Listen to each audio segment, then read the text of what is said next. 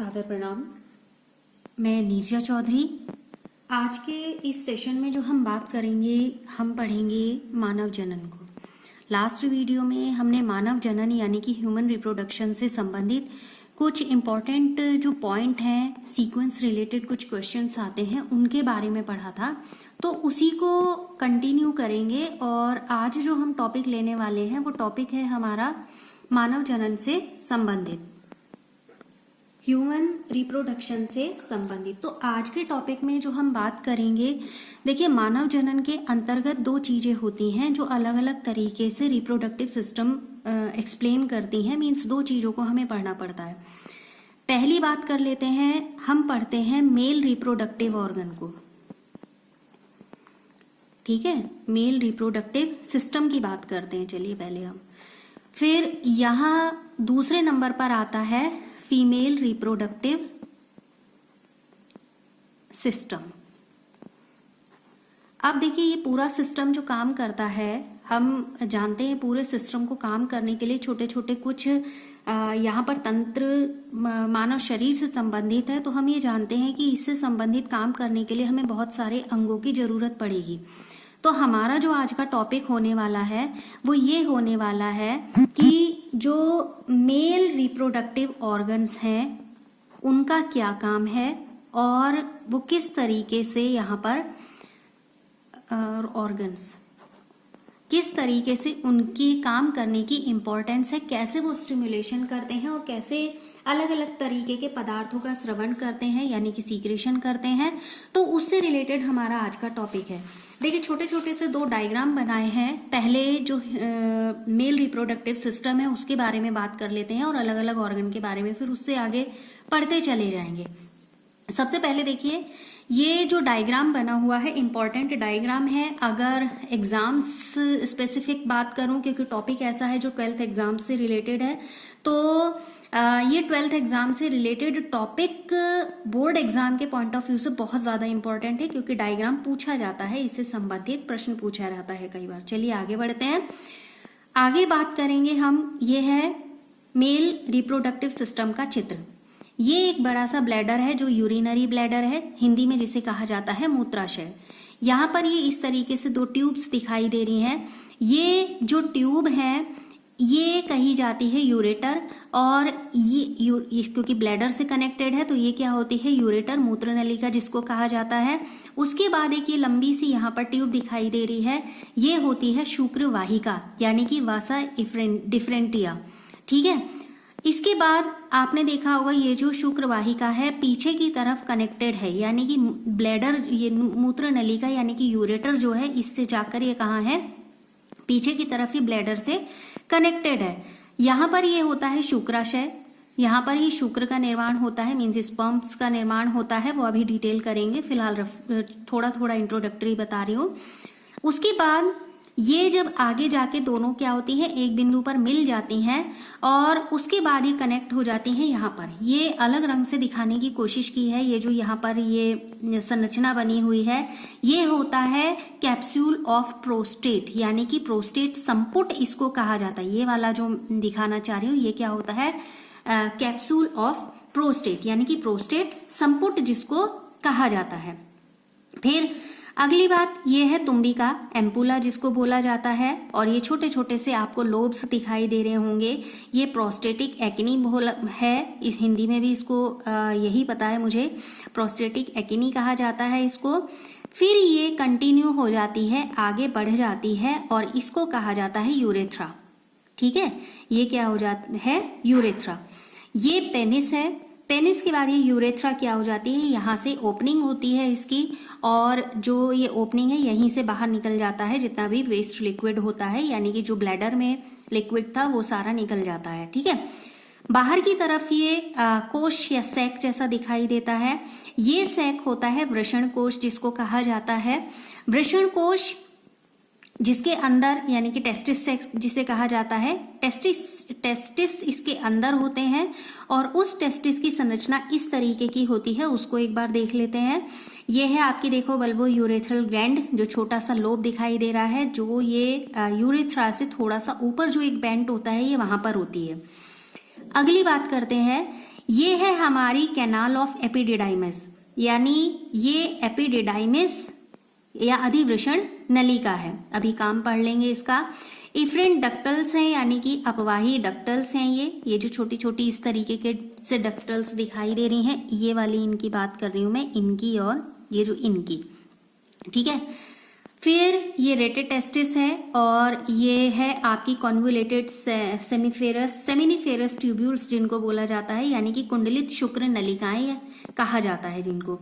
तो ये है जो पुरुष जनन तंत्र है उसका चित्र, जिससे कि समझने में सुविधा रहेगी कि हम किन की बात, किस पोर्शन की बात कर रहे हैं और हम क्या डिटेल उसके बारे में पढ़ रहे हैं। इसी से रिलेटेड देखिए एक इस तरीके का एक छोटा उसको करने के लिए डायग्राम बनाया है। हमने बात की ब्लैडर की, मैं कोरिलेट कर दे रही हूँ। देखिए ये ब्लैडर था, तो ये यहाँ पर क्या है, ब्लैडर है। ये यहाँ पर यूरेटर यानी कि मूत्रवाहिनी या मूत्र नलिका थी, तो ये मूत्र नलिका ये वाला सेक्शन यहाँ पर दिखाया है। और बाकी ये टेस्टिस है, जो ये लंबी सी ये नलिका, और ये यहाँ पर क्या है, वृषण यानी कि टेस्टिस। अब आप इसको देखिए, अब आप कोरिलेट कर लेंगे दोनों डायग्राम्स को। ये क्या है, टेस्टिस कनेक्टेड है, शुक्र वाहक के माध्यम से कनेक्टेड है, स्पर्मेथिका जिसे बोला जाता है उससे कनेक्टेड है। ये है यहाँ पर स्पर्मेथिका। अब ये नीचे जाकर कनेक्टेड है, ये छोटी सी काउपर्स ग्लैंड्स होती है। ये इंपॉर्टेंट है ग्रंथियों की स्थिति स्पष्ट करने की दृष्टि से ये वाला डायग्राम बनाया है, क्योंकि प्रोस्टेट ग्लैंड से रिलेटेड काउपर्स ग्लैंड से रिलेटेड क्वेश्चन पूछा जाता है, साथ ही एपिडिडाइमस से रिलेटेड भी क्वेश्चन पूछा जाता है, तो इसलिए इंपॉर्टेंट सेक्शन है। ओके, बात करें यहाँ पर प्रोस्टेट ग्लैंड की। ये है प्रोस्टेट ग्लैंड और ये वाला सेक्शन है काउपर ग्लैंड का। ये इसके ठीक नीचे पीनियल यूरेथ्रा है। ये मूत्र मार्ग है, यूरिनरी ट्रैक्ट जिसको कहा जा सकता है, या जहाँ जो ये फाइनली यहाँ पर क्या होती है, इसकी ओपनिंग होती है। ये है टेस्टिस दोनों ये है ही यहाँ पर। इसमें ये आउटर फॉर्म दिखाई गई है कि सैक के अंदर ये बंद है, और ये हमने इसको थोड़ा सा ओपनली ड्रॉ करा है। ओपनली ड्रॉ करने में ऊपर ये जो कुंडलित नलिका आपको दिखाई दे रही है, ये है अधिवृषण, जिसे एपिडिडाइमिस बोला जाता है। ये है शुक्र वाहिका। ये जो है, ये क्या है, शुक्र वाहिका, जो आगे इससे कनेक्टेड है, यानी कि शुक्र वाहक से कनेक्टेड है। ये शुक्र वाहक है। ओके, ये शुक्र वाहक है, ये शुक्राशय है, और ये शुक्र वाहिका है। क्लियर हो गया तीनों के बारे में। अंदर ये क्या है, अंदर जाल जैसी संरचनाएं होती हैं, जिसे रेटेटेस्टिस बोला जाता है, और ये स्ट्रक्चर कहा जाता है पेनिस यानी कि शिश्न जिसको बोला जाता है, और ये ओपनिंग हो गई। ये है पूरा चित्र समझने के लिए कि किस तरीके से जो नर जनन तंत्र है वो संरचना होती है, और जब हम इसके कार्य पढ़ेंगे तो हम उन्हें कोरिलेट कर सकें कि किस तरीके से हर अंग का कार्य अलग अलग है। तो इन दो बिंदुओं को लेने के बाद जैसे जैसे टॉपिक बढ़ता चला जाएगा, डायग्राम उसको रिफरेंस करते चले जाएंगे। तो फिलहाल हम क्या बात कर रहे थे कि जब रिप्रोडक्टिव सिस्टम काम करता है तो उसके लिए बहुत सारे ऑर्गन मिलकर उस सिस्टम को डेवलप करने का काम करते हैं। तो यहाँ पर भी यही चीज है, डायग्राम के माध्यम से हमने देखा। देखिए यहाँ पर ब्लैडर भी है, पेनिस भी है, काउपर्स ग्लैंड्स भी हैं, एपिडिडाइमिस भी है, सब कुछ है। ये सब मिलने के बाद ही तब हमने पढ़ा कि हम मेल रिप्रोडक्टिव सिस्टम को पढ़ रहे हैं, यानी कि पुरुष जनन तंत्र को हम पढ़ रहे हैं। तो ये सारी चीजें मिलकर एक जनन तंत्र का निर्माण करती हैं। चूंकि ये पुरुष से संबंधित है, इसलिए पुरुष जनन तंत्र है। क्लियर हो गई बात। अब देखिए अगली बात करें, जब हम मेल रिप्रोडक्टिव ऑर्गन की बात करते हैं तो दो तरीके के ऑर्गन इसमें होते हैं। एक तो होते हैं प्राथमिक जनन अंग, एक क्या होते हैं, प्राथमिक जनन अंग, जिन्हें बोला जाता है प्राइमरी रिप्रोडक्टिव ऑर्गन। आ गई बात समझ। अभी पढ़ते हैं कि इसमें क्या पढ़ेंगे। दूसरे इसमें क्या होते हैं, सहायक जनन अंग होते हैं, जिन्हें क्या कहा जाता है, एसेसरी। ठीक है, ये क्या होंगे, सहायक जनन अंग। ये आपके होंगे एसेसरी रिप्रोडक्टिव ऑर्गन। ठीक, इन्हीं में क्या होती हैं, कुछ ग्रंथियां होती हैं जिन्हें जनन सहायक ग्रंथियां या सहायक जनन ग्रंथियां कहा जाता है। मेल और फीमेल में दोनों अलग अलग होती हैं, तो हम उन सहायक ग्रंथियों के बारे में भी पढ़ेंगे। सहायक ग्रंथि, आ गई बात समझ। अब सबसे पहले देखिए शुरू करें हम, जब प्राथमिक जनन अंग से ही शुरू करते हैं। प्राथमिक जनन अंग मतलब सबसे पहले हम बात करेंगे यहाँ पर टेस्टिस की, ठीक है। टेस्टिस जैसा हमने पढ़ा कि अभी हमने देखा कि ये क्या होते हैं, याद करने जैसा कुछ नहीं है, चीज को आप समझ लेंगे तो ऑटोमेटिक आपको याद रहेगी। क्या होते हैं, ये एक जोड़े में होते हैं और ये पूरी एब्डोमिनल कैविटी है यहाँ तक, उदर गुहा, ठीक है। ये एब्डोमिनल कैविटी है और आप देख रहे हैं टेस्टिस क्या है, एब्डोमिनल कैविटी से बाहर है और स्क्रोटम में ये मिलेंगे, यानी कि जिसे वृषण कोश कहा जाता है, टेस्टिस सैक जिसको कहा जाता है या स्क्रोटम जिसको कहा जाता है, ये उसमें मिलते हैं। तो कैसे होते हैं, पहली चीज ये जोड़े में होते हैं और किस में मिलेंगे, स्क्रोटम में मिलेंगे। अगली बात जो इससे रिलेटेड महत्वपूर्ण है वो ये है कि टेस्टिस हमेशा एब्डोमिनल कैविटी से बाहर होते हैं, यानी उदर गुहा से बाहर होते हैं। एक बहुत ही इंपॉर्टेंट क्वेश्चन यहाँ पर ये अराइज होता है कि जो टेस्टिस हैं वो उदर गुहा से बाहर क्यों होते हैं, मींस एब्डोमिनल कैविटी से बाहर क्यों होते हैं और स्क्रोटम से कवर्ड क्यों रहते हैं, यानी कि कोश में क्यों होते हैं। देखिए जो टेम्परेचर है, यानी कि एब्डोमिनल कैविटी से बाहर जब टेस्टिस होते हैं, यानी कि स्क्रोटम होते हैं, वृषण कोश होते हैं, तो उससे जो टेस्टिस का टेम्परेचर है वो टेस्टिस का टेम्परेचर बॉडी के इंटरनल टेम्परेचर से 2 से लेके 2.5 डिग्री सेंटीग्रेड कम बनाए रखने में वो मदद करते हैं। कौन, ये कोश, ठीक है। अब देखिए जब स्पर्मेटोजेनेसिस होना है, यानी कि शुक्राणु जनन होना है, मेल रिप्रोडक्टिव ऑर्गन है तो शुक्राणु जनन ही होगा। तो जब शुक्राणु जनन होना है यानी कि स्पर्मेटोजेनेसिस होना है, तो उस प्रोसेस के लिए शरीर का जो इंटरनल टेम्परेचर है, तो इंटरनल टेम्परेचर से कम टेम्परेचर, यानी कि लगभग 2 से 2.5 डिग्री सेंटीग्रेड की हम यहाँ पर बात करेंगे। तो वो क्या होता है, जो स्पर्मेटोजेनेसिस है वो इंटरनल बॉडी टेम्परेचर से कम टेम्परेचर पर ही क्या हो पाएगा, पॉसिबल हो पाएगा। और जो कि 2-2.5 का जो रेंज है वो फ्लक्चुएटेड है, मतलब दोनों में अंतर है। तो इसीलिए क्या होते हैं, टेस्टिस एब्डोमिनल कैविटी से बाहर होते हैं और जितने भी सेक्सुअल ऑर्गन्स हैं उनके लिए एक इम्पॉर्टेंट एडेप्टेशन हुआ, ठीक है। क्योंकि देखिए शुक्राणुओं का निर्माण भी होना है, टेम्परेचर ज्यादा हो गया तो शुक्राणु निर्मित नहीं हो पाएंगे, ठीक है। तो उस टेम्परेचर को रिक्वायर करने के लिए, जो उसे रिक्वायर टेम्परेचर है उसे अवेलेबल कराने के लिए क्या होता है, ये वृषण कोश में बाहर होते हैं। एक और चीज यहाँ पर जो मुझे ध्यान आ रही है मैं आपको जरूर बताऊंगी।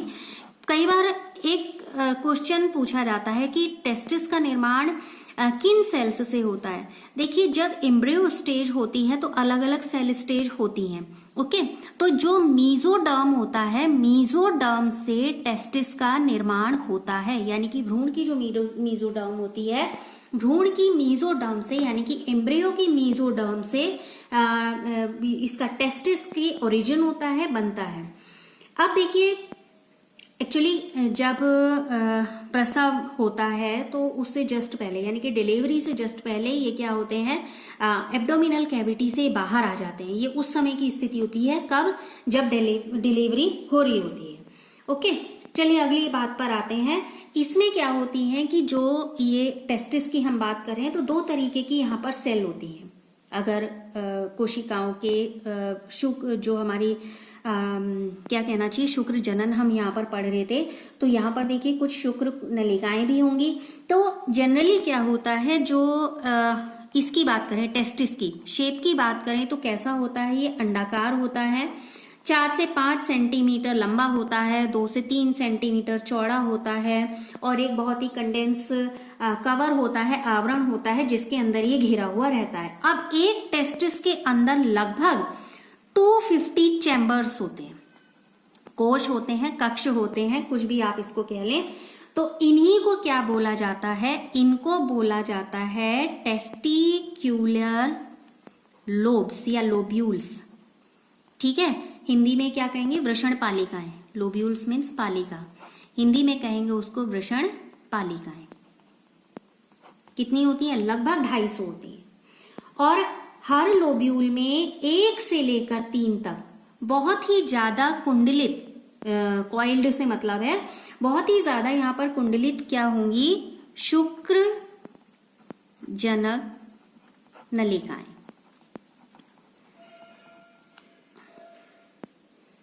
नलिकाएं, ठीक है, शुक्र जनक नलिकाएं। क्या बोलेंगे इसको? सेमिनिफेरस ट्यूब्यूल्स, ठीक है, सेमिनिफेरस ट्यूब्यूल्स होती हैं। अब इनमें क्या होगा शुक्र नलिकाओं में, आप बताइए। शुक्र नलिकाओं में शुक्राणुओं का यानी कि स्पर्म बनने की प्रक्रिया शुरू होती है, यानी कि शुक्राणुओं का निर्माण होता है। इस बात को ध्यान में रखिएगा।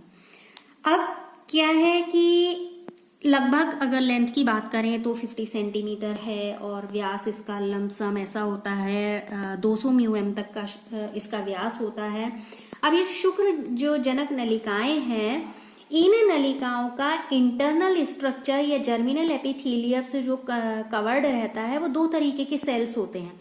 कौन से 2 तरीके के सेल्स होते हैं? पहले सेल होते हैं इसमें शुक्राणु जनन कोशिकाएं। कौन सी होती हैं? शुक्राणु जनन कोशिकाएं, जिन्हें बोला जाता है स्पर्मेटोगोनिया। आगे बात समझ। दूसरी होती हैं सेल्स ऑफ सर्टोली, यानी कि सर्टोली कोशिकाएं। इंपॉर्टेंट है ये बहुत ज्यादा इंपॉर्टेंट है, सर्टोली कोशिकाएं। अब देखिए शुक्र जनन इनकी बात करते हैं। मैं इसको फिर से डायग्राम आपको दिखाना चाहूंगी। ये है स्पर्मेटोगोनिया जिसकी हम बात कर रहे हैं, और ये है उनकी स्थिति कि ये किस तरीके का, किस स्थान पर ये स्थित है। देखिए मेल जर्म सेल है, ये बार बार कहने की जरूरत ही नहीं क्योंकि मेल रिप्रोडक्टिव सिस्टम पढ़ रहे हैं। ये मेल जर्म सेल है, तो मेल जर्म सेल में क्या होता है? यहाँ पर मेयोसिस डिवीजन होता है, यानी कि अर्धसूत्री विभाजन होता है।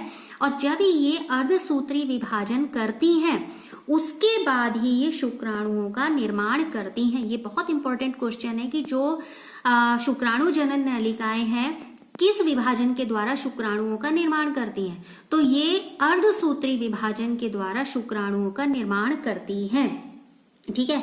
अब अगर सपोज एक हिंट करने की कोशिश कर रही हूं जिससे कि आपको याद रहे, देखिए हम जानते हैं जब समसूत्री विभाजन होता है तो 2 पुत्री कोशिकाओं का निर्माण होता है, जबकि अर्धसूत्री विभाजन जब होता है तो 4 पुत्री कोशिकाओं का निर्माण होता है। अब एक एग्जाम्पल ले लीजिए, मान लीजिए ये एक सेल है और ये एक सेल है, ठीक है। इसने विभाजन किया तो 2 बनाया, इसने विभाजन किया फिर 2 बनाया। ये किसका उदाहरण हो गया? समसूत्री का उदाहरण हो गया। अब यही 2 सेल अगर अर्धसूत्री विभाजन कर रही हैं तो इसने क्या बनाया? 4 बनाया, इसने बनाया 4। तो क्या होगा? ये कितनी मिल रही है टोटल? जो डॉटर सेल्स मिल रही हैं 8 मिल रही हैं। तो संख्या क्या है? ज्यादा। तो हमने पढ़ रखा है शुक्राणु संख्या में बहुत अधिक होते हैं, ठीक है। तो शुक्राणु जनन नलिका जब अर्धसूत्री विभाजन करती है तभी वो क्या करती है? शुक्राणु बनाती है। मतलब उसकी जो एंडिंग होती है फाइनली किसका निर्माण होता है? शुक्राणुओं का निर्माण होता है। अब अगली बात करें, जो दूसरा हमने बोला, हमने कहा कि सर्टोली सेल्स, यानी कि सेल ऑफ सर्टोली जिसको कहेंगे। सर्टोली कोशिकाएं आपको चित्र में दिख रहा होगा, ये पिरामिड के आकार की कोशिकाएं हैं। मैं इसको अगर अलग कलर से थोड़ा सा डिफाइन करूं तो शायद आपको समझने में सुविधा हो जाएगी। तो ये वाली सेल्स की मैं बात कर रही हूँ, ये वाली सेल्स की मैं बात कर रही हूँ। अब शायद आप समझ जाएंगे, ठीक है। ये रही यहां पर, ये है यहां पर, और एक यहां बनाई है। समझ में आ गई बात? ये वाली कोशिकाओं की हम बात कर रहे हैं जिन्हें हम क्या कह रहे हैं? सर्टोली कोशिकाएं, ठीक। अब ये देखिए सर्टोली कोशिकाएं क्या होती हैं? पिरामिड के आकार की दिख ही रही हैं आपको, त्रिभुजाकार सी कुछ दिख रही हैं, तो पिरामिड के आकार की होती हैं। और ये सेल्स जो होती है ना, सर्टोली कोशिकाएं, सर्टोली कोशिकाओं को पोषक कोशिकाएं भी कहा जाता है। पोषक कोशिकाएं मतलब ऐसी कोशिकाएं जो पोषण करने का काम करती हैं और इन्हीं की जिम्मेदारी होती है पोषण वहां पर उपलब्ध कराना। अब देखिए यहाँ पर अगर सर्टोली कोशिकाओं के बारे में बात करूं, चलिए अभी इसके देख लेते हैं, पहले आगे बढ़ लेते हैं, नहीं तो टॉपिक फिर स्टार्ट करना पड़ेगा यहाँ से। अब देखिए जो लोब्यूल्स हैं यहाँ पर, जिनके टेस्टिकुलर लोब्यूल्स की बात कर रहे हैं, टेस्टिकुलर लोब्यूल्स यहाँ से ही कोरिलेट करूंगी मैं, इस डायग्राम से कोरिलेट करूंगी। एक बार इसको देख लेते हैं।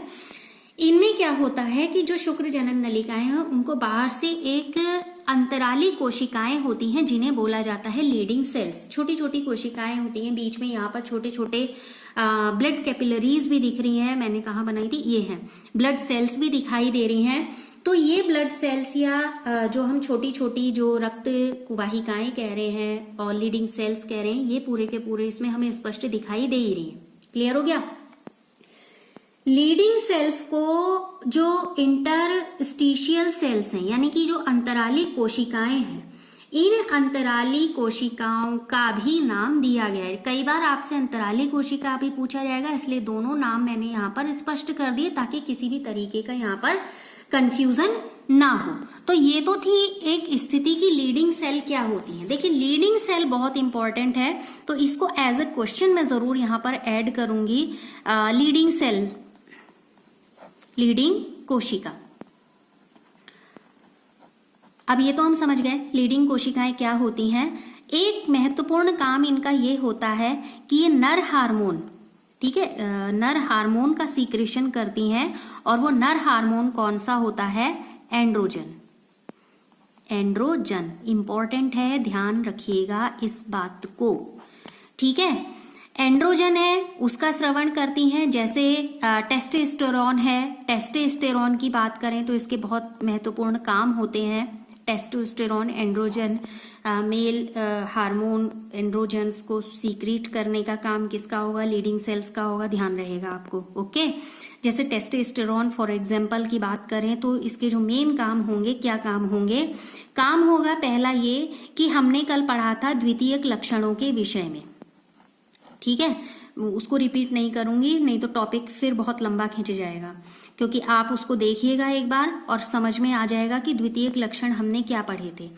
तो हम यहाँ बात कर रहे हैं जो इसका काम होता है टेस्टोस्टेरोन का। संक्षेप में बताती हूँ कि देखिए मेल कैरेक्टर्स अलग होते हैं, फीमेल कैरेक्टर्स अलग होते हैं। तो टेस्टोस्टेरोन क्या करता है, जो मेल द्वितीयक लक्षण है उन लक्षणों को उत्पन्न करने का या उनको विकसित करने का काम करता है।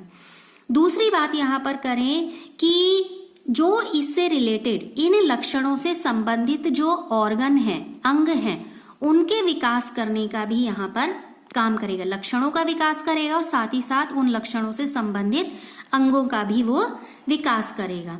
अब स्पर्मेटोजेनेसिस जो होता है, यानी कि शुक्र जनन जो होता है, उसको प्रेरित करने का भी काम करेगा। यदि ये प्रेरित नहीं करेगा तो शुक्राणुओं का निर्माण भी नहीं होगा। अब देखिए एंड्रोजन का जो सीक्रेशन होता है कहाँ से होता है, एंड्रोजन का सीक्रेशन होता है पीयूष ग्रंथि से, यानी कि पिट्यूटरी ग्लैंड से। पिट्यूटरी ग्लैंड बहुत ज्यादा महत्वपूर्ण ग्रंथि है। उसके बारे में, अंतःस्रावी ग्रंथियों के बारे में हम पहले देख भी चुके हैं। तो चलिए फिलहाल अपने टॉपिक पे आते हैं। तो पीयूष ग्रंथि की बात करते हैं। पीयूष ग्रंथि से, यानी कि पिट्यूटरी ग्लैंड के ACSH और LH ल्यूटिलाइजिंग हार्मोन के द्वारा इनको क्या किया जाता है, कंट्रोल किया जाता है। समझ में आ गई बात। तो ये इंपॉर्टेंट काम है। जैसे हम कह रहे हैं कि लीडिंग सेल्स क्या काम करेंगी, जितने सेकेंडरी सेक्सुअल कैरेक्टर्स हैं उन कैरेक्टर्स को डेवलप करना, ऑर्गन्स को डेवलप करना और स्पर्मेटोजेनेसिस को प्रमोट करना या शुक्र जनन को प्रेरित करना। तो एंड्रोजन का जो सीक्रेशन होता है, एंड्रोजन का सीक्रेशन होता है किससे, पीयूष ग्रंथि से, और एक तरीके के मेल सेक्सुअल हार्मोन के रूप में इसको जाना जाता है। लीडिंग सेल्स एंड्रोजन नाम का ही हार्मोन है। इसको बार बार कह रही हूं ताकि ध्यान रहे, ये मेल से रिलेटेड है। ठीक है। अब एक तरीके का टेस्टिस हार्मोन है, सीक्रेशन करेगा, लीडिंग सेल्स कर रही है इसका सीक्रेशन। फिर जब टेस्टिस किसका निर्माण करेंगे, स्पर्म का निर्माण करेंगे, तो स्पर्म बनाने के लिए एक्स्ट्रा जो सेक्सुअल हार्मोन की जरूरत है, रिप्रोडक्टिव हार्मोन की वहां पर जरूरत है, उसको बनाने का काम ये करेंगे। और जितने यहाँ पर इंटरस्टिशियल स्पेसेस होते हैं यानी कि लीडिंग सेल्स होती हैं, वो लीडिंग सेल्स एक तरीके का क्या कहना चाहिए उसको, इम्यूनोलॉजिकल वर्क भी यहाँ पर करते हैं। हिंदी में क्या कहना चाहिए, प्रतिरक्षात्मक। ठीक है, एक काम और करेंगे जिसको हम क्या कहेंगे कि ये कैसा काम कर रही हैं, प्रतिरक्षात्मक यहाँ पर ये काम कर रही हैं। तो ये तो था कि जो लीडिंग सेल्स किस तरीके से काम करेंगी, समझ में आ गया। इसी के साथ देखिए हमने अभी पढ़ी सर्टोली कोशिकाएं। चित्र मैं फिर से दिखा रही हूं आपको, एक बार चित्र जरूर याद कर लीजिएगा। जो भी चित्र ये बनाए हैं तीनों के तीनों चित्र इंपॉर्टेंट है, डायग्राम जरूर देख लीजिएगा। सर्टोली कोशिकाओं की बात कर रहे हैं। जो ये सर्टोली कोशिकाएं हैं पिरामिडियल सेल्स फॉर्म में जो दिखाई दे रही हैं, उनकी बात करते हैं। देखिए सर्टोली कोशिकाएं इंपॉर्टेंट है टॉपिक, ये भी लीडिंग सेल जितना इंपॉर्टेंट है ऐसी सर्टोली कोशिकाएं भी इंपॉर्टेंट है। एक नंबर का प्रश्न कई बार अगर बोर्ड की बात करें तो पूछा जाता है, और अदर एग्जाम्स की बात करें तो भी महत्वपूर्ण क्वेश्चन है। देखिए क्या होते हैं, जो ये सर्टोली कोशिकाएं होती हैं, सेंस्टिकुलर सेल्स, मेल जो रिप्रोडक्टिव सेल्स हैं, यहाँ भी अर्धसूत्री विभाजन होगा, और ये तो हम जान ही रहे हूँ, उस अर्धसूत्री विभाजन के बाद ही क्या होगा, स्पर्म का निर्माण होगा। और फॉलिक्यूल स्टिमुलेटिंग हार्मोन क्या करेगा, उसके लिए प्रेरणा देगा, जो कि कहाँ से, FSH जिसे शॉर्टली बोला जाता है, जो कहाँ से सीक्रेट होता है, पीयूष ग्रंथि से सीक्रेट होता है। ठीक है, अब बात करें सर्टोली कोशिकाओं से रिलेटेड महत्वपूर्ण बिंदुओं की। सर्टोली कोशिकाओं का जैसे हमने शुरू में ही कहा कि एक तरीके की ये कैसी कोशिकाएं होती हैं, पोषक कोशिकाएं होती हैं। इनका काम होता है पोषण प्रदान करना। ठीक है, जितनी भी नर जननिक कोशिकाएं होती हैं, उन कोशिकाओं को पोषण देने का काम कौन करती हैं, सर्टोली कोशिकाएं करती हैं।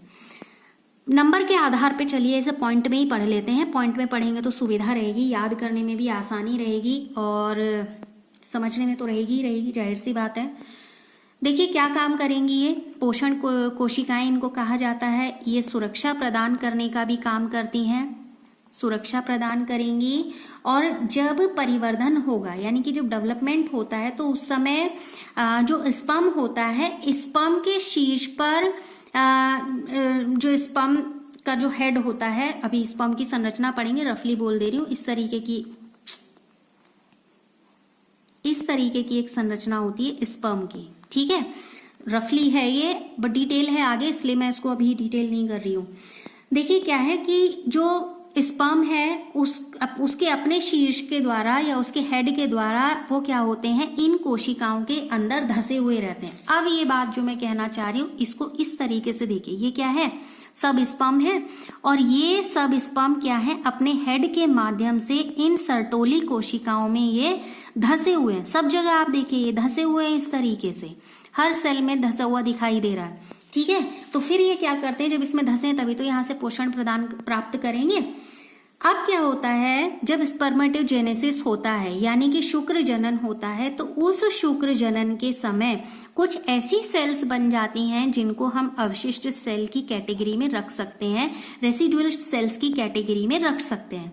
तो उन रेसिडुअल सेल्स का जो लिक्विड बनेगा, उस लिक्विड को नष्ट करने का काम करती हैं। दूसरे शब्दों में कहूं तो उसे डाइजेस्ट कर देती हैं, खत्म कर देती हैं, जो कि वहां पर इन अवशिष्ट कोशिकाओं से एक लिक्विड सीक्रेट हुआ है, जो कि एक तरीके से गंदगी जिसको आप कह सकते हैं। अगली इसमें बात करें इसको लिख लीजिएगा, एंटी मुलेरियन हार्मोन का सीक्रेशन करती है। मुलेरियन हार्मोन का ये क्या करती हैं, सीक्रेशन करती हैं, मुलेरियन हार्मोन। ठीक है, अब ये क्या काम करता है, एंटी मुलेरियन हार्मोन का क्या काम होता है। एंटी मुलेरियन हार्मोन का ये काम होता है कि जब एम्ब्रियो होता है यानी कि भ्रूण होता है, तो भ्रूण में मादा जनन वाहिनिकाओं के विकास को रोकना। समझ में आ रही बात, एंटी मुलेरियन मतलब भ्रूण में मादा जनन वाहिनिकाओं के डेवलपमेंट को रोकना। इनसे एक और हार्मोन सीक्रेट होता है जिन्हें बोला जाता है, हिंदी मुझे नहीं ध्यान में आ रही है क्या बोला जाता है, इनहिबिशन हार्मोन, प्रतिरोधक कह सकते हैं जिसे, हार्मोन का सीक्रेशन होता है।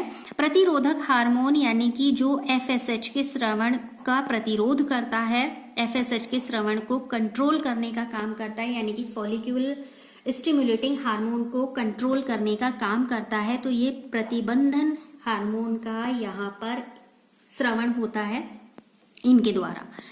अगली बात क्या होती है, एबीपी। एबीपी मतलब एंड्रोजन बाइंडिंग प्रोटीन। इस एंड्रोजन, लिख देती हूं मैं यहां पर, एंड्रोजन बाइंडिंग प्रोटीन। तो एंड्रोजन बाइंडिंग प्रोटीन का सीक्रेशन करना भी इनका महत्वपूर्ण काम होता है। आगे बात समझ।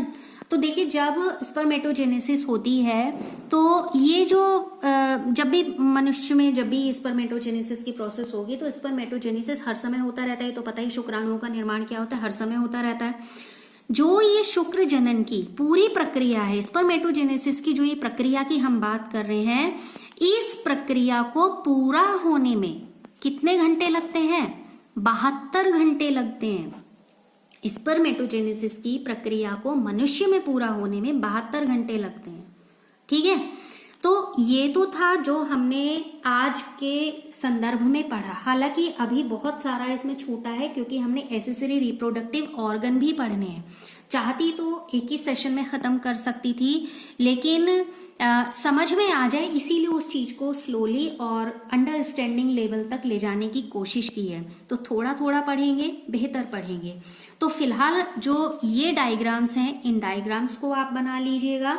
इनको मतलब स्थान पता होनी चाहिए, इनके इंपॉर्टेंस पता होनी चाहिए जब भी आप इससे संदर्भित कुछ पढ़ेंगे, ताकि एक्चुअल पोजीशन आपको पता चल जाए।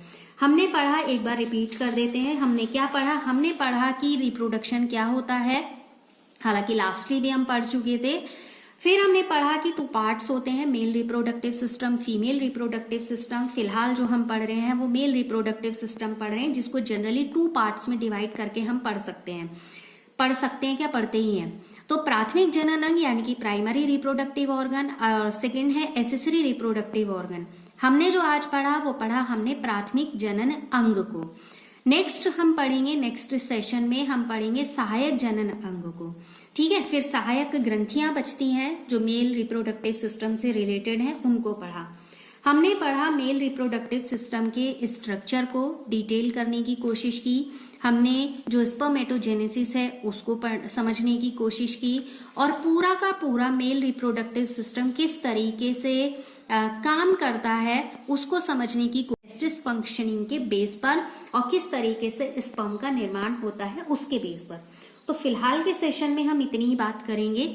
नेक्स्ट सेशन में आपसे जल्दी मिलेंगे। आप सभी का बहुत बहुत धन्यवाद।